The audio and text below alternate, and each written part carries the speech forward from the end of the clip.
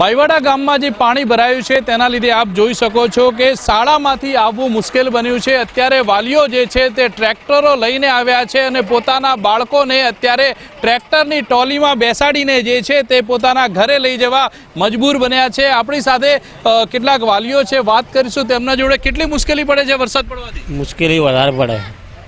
Tractor લઈને તમે આવ્યો? હા, એટલે છોકરાઓને લેવા આવ્યા। બધા છોકરાઓ અમુક બાકી છે અંદર, બીજાને લેવા આવે અંદર પાછું જવાનું લેવા।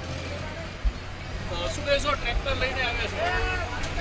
આપ જે પ્રમાણે દ્રશ્યમાં જોઈ શકો છો કે આ જે ટ્રેક્ટરમાં બાળકોને બેસાડ્યા છે અને બાળકો જે અત્યારે જે છે તે ટ્રેક્ટરમાં બેસીને જવા મજબૂર બન્યા છે, કારણ કે ગામમાં જ્યાં નજર કરો ત્યાં માત્ર પાણી અત્યારે જોવા મળી રહ્યું છે। અને આ પાણીને લઈને જે ગામ લોકો સહિત અત્યારે બાળકો છે તે પણ મુશ્કેલીમાં મુકાયા છે। આ એક નહીં પરંતુ અનેક જે ટ્રેક્ટરો છે તે લઈને અત્યારે વાલીઓ જે છે તે આવી રહ્યા છે અને વાલીઓ જે છે ટ્રેક્ટરમાં બેસાડીને પોતાના બાળકોને લઈ જઈ રહ્યા છે। આપ દ્રશ્યોમાં જે પ્રમાણે જોઈ શકો છો કે બાળકોને ટ્રેક્ટરમાં બેસાડ્યા છે ને ટ્રેક્ટરમાં બેસાડીને અત્યારે લઈ જઈ રહ્યા છે। તે ઉપરાંત ગામ લોકો જે છે તે પણ અત્યારે ટ્રેક્ટરમાં બેસીને પોતાના ઘર તરફ જઈ રહ્યા છે। આપણે પૂછવાનો પ્રયત્ન કરશું ગામ લોકોને શું કહેવું છે તેમનું। શું કહેશો, પાણી ભરાઈ ગયા છે? છોકરાને ખૂબ તકલીફ છે ને હાલમાં ગોમને નહીં, છોકરાને ખૂબ તકલીફ છે, પાણી ભરાઈ ગયું છે। આવું સરકારને તાત્કાલિક મંજૂર કરાવો। કેટલી મુશ્કેલી પડે છે આ પાણી ભરાય? ગજબ મુશ્કેલી પડે છે, ખૂબ મુશ્કેલી પડે છે। ટ્રેક્ટર લઈને બાળકોને લેવા ટ્રેક્ટર લઈને બાળકોને લેવા આવ્યા કુવેથી ટ્રેન। જે પ્રમાણે આપણે દ્રશ્યોમાં જોયું કે ટ્રેક્ટર લઈને જે વાલીઓ છે તે પોતાના બાળકોને આવી રહ્યા છે અને જ્યાં નજર કરો આ બાઈવાડા ગામમાં ત્યાં પાણી અત્યારે જોવા મળી રહ્યું છે। પાણી ભરાઈ ગયા ગામમાં કેટલી મુશ્કેલી પડે? મુશ્કેલી પડે, છોકરા આવવા આવવાની ખૂબ કીચડ થઈ ગયું છે। હોમે પાળો બહુ જબરો થાય। સરકાર કોનું કોઈક નિવારણ કરે। ટ્રેક્ટર લઈને છોકરા મેળવા લેવા આવવું પડ્યું। પાણીમાંથી હેડી ગયા હતા। નેટ નીકળે છે, ટ્રેક્ટર નેટ નીકળે છે। બધે પાણી તો થાય, પણ હું શાળામાં પાળો બોધવાથી વધારે પાણી ભરવાનું છે।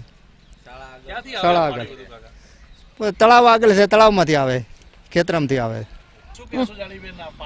આ પાણી ભરાવા છોકરાને નેસાલી ચમચમ મેલવા ટ્રેક્ટર લઈને મેલવા આવવું લેવા આવવું પડે। આટલું પાણીમાં છોકરો કોઈ ડૂબાઈ જાય તો છે લેવા છોકરાને, તો આટલા પાણીમાં થોડીક તો સારવાર કરવી પડે ને બાઈવાડામાં।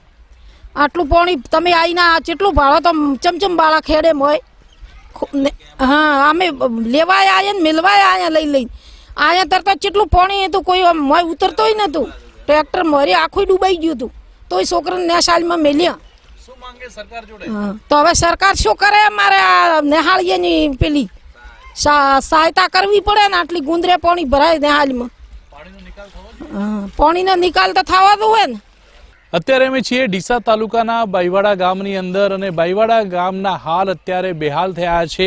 આપ દ્રશ્યોમાં જોઈ શકો છો કે આ ગામનું ગોદરું કહેવાય છે અને આ ગામના ગોદરામાં જ અત્યારે ઘૂંટણસમાં જે પાણી છે તે ભરેલા અત્યારે જોવા મળી રહ્યા છે। જ્યાં નજર કરો ત્યાં પાણી જ પાણી જોવા મળી રહ્યા છે।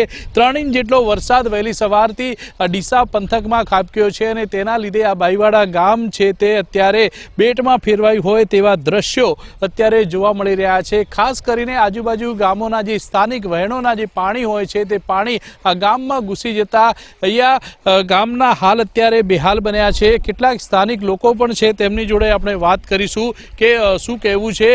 ખાસ કરીને જે આ પાણી ભરાઈ જવાના લીધે કેવા પ્રકારની મુશ્કેલીનો સામનો કરવો પડે છે? હા સર, આ છે ને હાલનો સ્કૂલના છોકરા માટે ખૂબ તકલીફ પડે છે। પાણી ખૂબ ભરાય છે પાણી, એટલે એના માટે ખૂબ તકલીફ છે। પાણી ક્યાંથી આવે છે? પાણી થેરવાડાથી, જાવલથી। કોઈના ઘરોમાં પાણી ઘૂસ્યા છે? હા, ઘૂસ્યા છે ને। બીજા પણ કેટલાક વ્યક્તિ છે તેમના જોડે વાત કરીશું। ખાસ કરીને પાણી ક્યાંથી આવે છે અને કેટલી મુશ્કેલીનો સામનો કરવો પડે છે? આમાં એવું છે કે દર ચોમાસે એવું જ હોય છે કે પાણી ત્યાં આગળથી આવતું હોય છે, પણ આનો કોઈ નિકાસ થાય એવું કોઈ વ્યવસ્થા કરેલી નથી। તો ભણવામાં પણ છોકરાઓને બી તકલીફ પડે છે, કારણ કે ચાલુ સ્કૂલ હોય ત્યારે સમજવાનું કે વરસાદનું ચોમાસાની અંદર તો 20 તો રજાઓ પડે છોકરાને આમ જ, પછી વાલી મૂકવા આવે ને લેવા આવે એને ટાઈમ વેસ્ટ થાય, પ્લસ કે બધી રીતે પ્રોબ્લેમમાં જ છે બધી રીતે। એમ કારણ કહેવાનો મતલબ એવું કે ધારો કે પાણી ભરાય મને પૂર વધારે આવે તો છોકરું બોલો એટલે વાલી પણ આવે, ટ્રેક્ટર લઈને આવે, ટ્રેક્ટરથી બધી નિકાસી જ થાય છોકરાની. કોઈ દિવસ ચાલીને છોકરું જઈ કહેતું નથી. ધારો કે કોઈ એવું હોય તો પછી ટ્રેક્ટર બી ના હોય તો એ છોકરાને મુશ્કેલી ભોગવવી પડે. એ છોકરું પછી 5 વાગ્યા સુધી સ્કૂલમાં રહેવું પડે. એટલે આ ગામના વચ્ચોવચ્ચ પાણી ભરાય છે કે બીજે પણ ક્યાંક પાણી ભરાય છે? ના, અહીંયા જ ભરાય છે, બીજે નિકાસ થઈ જાય છે પાણીનો. સ્થાનિક લોકો છે તેમનું કહેવું છે કે જે ગામનું ગોદરું આવેલું છે ત્યાં પાણી ભરાઈ જાય છે અને ત્યાં પાણી ભરાઈ જવાના લીધે મુશ્કેલીનો સામનો કરવો પડે છે. આપણે બીજા દ્રશ્યો બતાવીશ કે એક જે ટ્રેક્ટર છે તે ટ્રેક્ટર અત્યારે તૈયાર કરવામાં આવ્યું છે.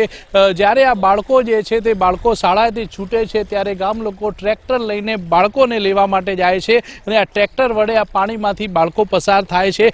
કારણ કે શાળાએ જવા માટે પાણી ભરાયેલા છે અને પાણીમાંથી શાળાએ જવું પડે છે. તેના લીધે ગામ લોકો દ્વારા ટ્રેક્ટરની વ્યવસ્થા કરવામાં આવી છે કે જે બાળકો છૂટે છે તેમને ટ્રેક્ટર દ્વારા અહીંથી ગામના ગોદરાથી જે રસ્તો પાણી પસાર કરવામાં આવે છે. આમ આ ગામના હાલ અત્યારે બેહાલ જોવા મળી રહ્યા છે અને ગામનો ગોદરો જે છે તે અત્યારે પાણીમાં ગરકાવ જોવા મળી રહ્યો છે. કિશોર તુવર, ન્યૂઝ 18 ગુજરાતી, બનાસકાંઠા.